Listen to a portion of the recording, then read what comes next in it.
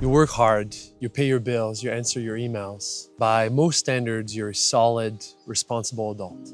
Good job. And yet, there's a part of you that feels like something's missing. A spark, some excitement, a feeling that life is an adventure. Let me ask you a question. When did life start becoming more serious and less fun? And is that really the best way to play the game of life?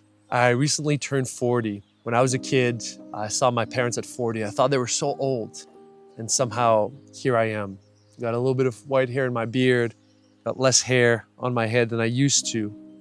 But I can genuinely say I feel more alive, more excited about life than I did at 30. Recently, one of my friends told me, he said, "Phil, you're kind of like a modern day Peter Pan." I wasn't sure what he meant, so I went home and I rewatched Hook, the classic movie with Robin Williams.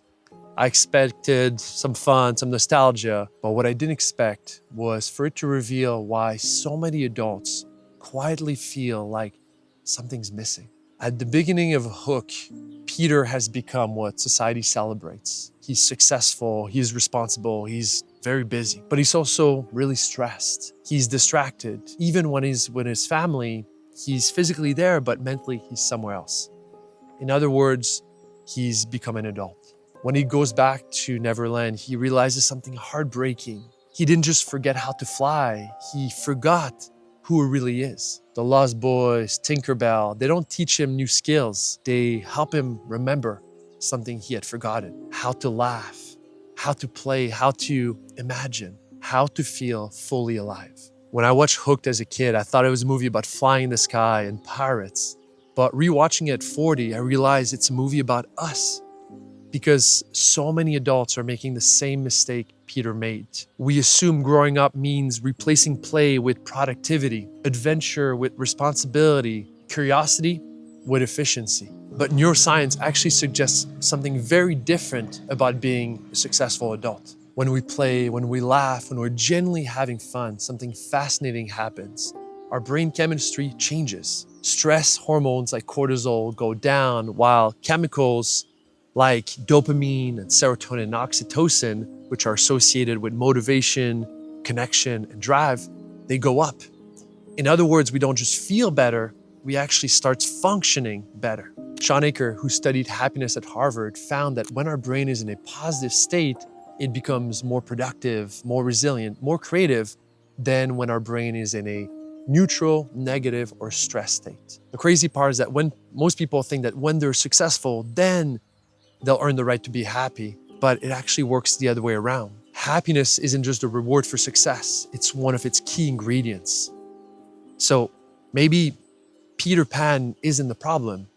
Maybe forgetting him actually is. Somewhere along the line, we start treating stress as a proof that we're being responsible, busyness as evidence that we're being productive, and exhaustion we wear like a badge because it must mean that we're trying really hard. But the tragedy isn't just that stress makes us feel worse. It's that over time, it convinces us that that's what growing up is supposed to feel like. When Peter Pan comes back from Neverland, he doesn't abandon his responsibilities. No, he actually shows up better for them.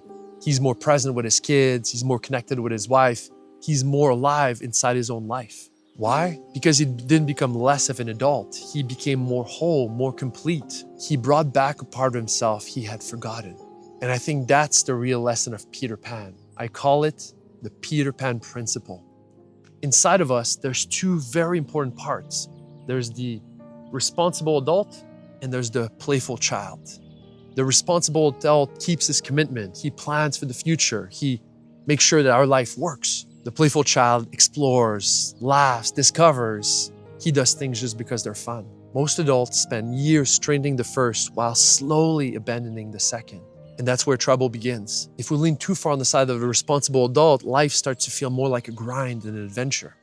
And if we lean too far on the side of the playful child, we're having fun, but life is chaotic and we start to drop our commitments to people around us. But when the two work together, something beautiful happens. We build a life that works while being fully alive inside of it. If you want to reconnect with your playful child and rebalance, here are 3 experiments I invite you to try this week. Experiment number 1, do something just for fun.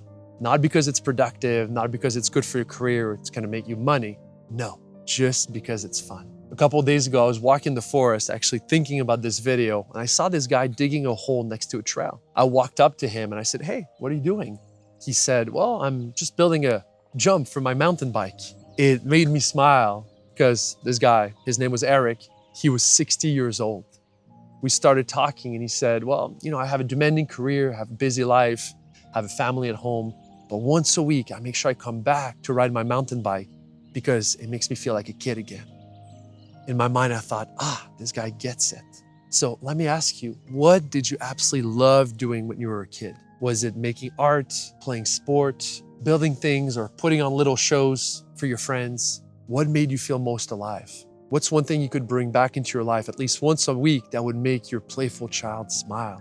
Experiment number 2, ask yourself, what would my 10-year-old self do? Yesterday, I was working on my balcony when it started pouring rain. Part of me thought, well, I should probably go back inside. But another part, the playful child said, no, let's go play in the rain.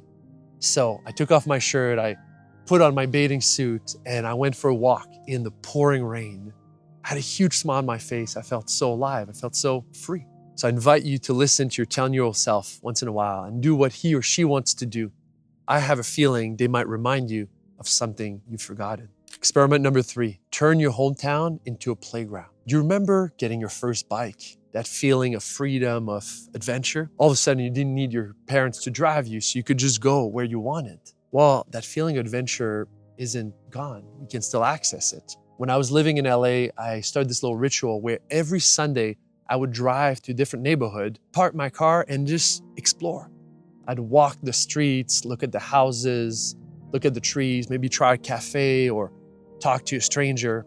I would just let curiosity lead me. Now that I'm back in my hometown, Saint Bruno, I've started playing a different game. I've decided over the next year to walk every single street in my town to see what I discover, what I can explore in a town where I grew up.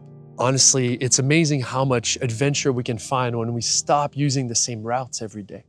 So this week, walk on a new street, explore a new neighborhood, maybe try a cafe you've driven past 1,000 times. Adventure doesn't begin when you book a plane ticket. It begins the moment you become curious and try something new again. So my friend, most of us don't wake up one day and decide, you know what? I'd like to become more serious and less fun. No, it happens gradually. A little more responsibility, a little more pressure, a little less play.